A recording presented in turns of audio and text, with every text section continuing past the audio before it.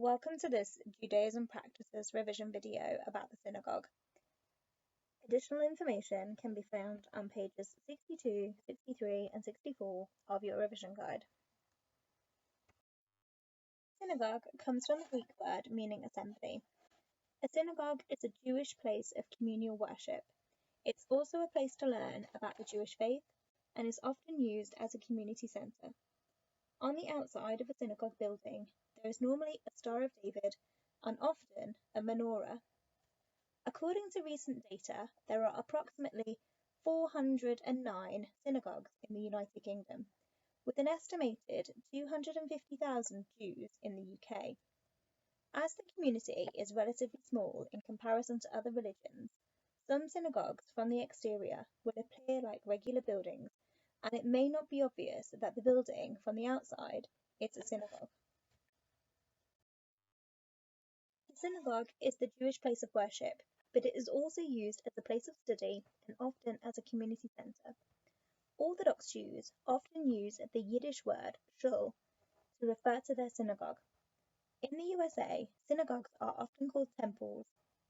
The photo you can see is taken from within the inside of an Orthodox Jewish synagogue, which has quite a large congregation. Segregation. In Orthodox synagogues, men and women sit separately, and everyone, except young girls, will have their head covered.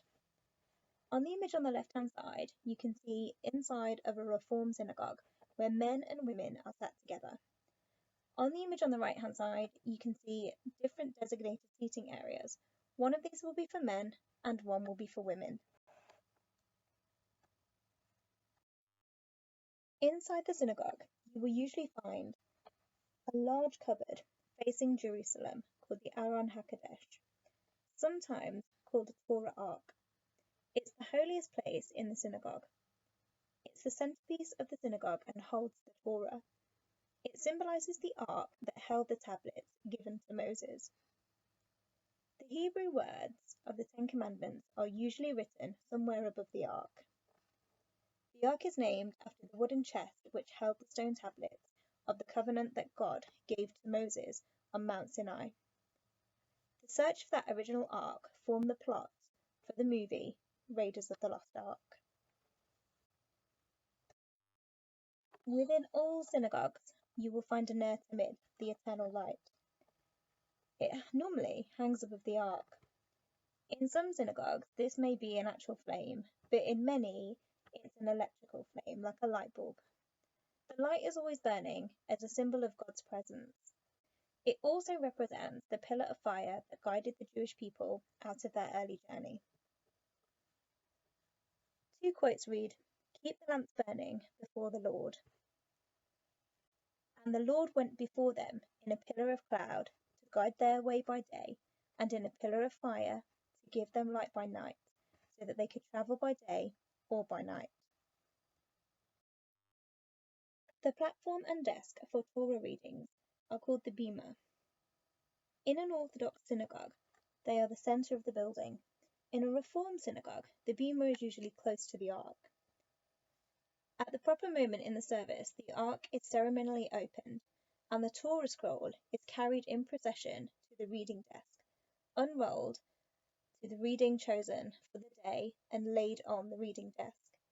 It's normal for everyone to stand whenever the doors of the ark are open.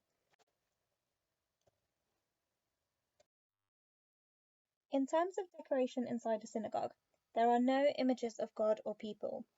What you will find will be a written in Hebrew version of the Ten Commandments, the 10 laws that were originally given to Moses at Mount Sinai. Synagogue services can be led by a rabbi, a cantor, or a member of the congregation. Traditional Jewish worship requires a minyan, 10 adult males, to take place. In an Orthodox synagogue, the service will be conducted in ancient Hebrew, and the singing will be unaccompanied. Few British synagogues now have a choir, but they are more common in the USA. In a progressive Reform or Liberal synagogue, the service will be at least partly in English. There may be a choir and instruments, and men and women may sit together. Women can also form part of the minyan. Press pause on the video here and make a quick table.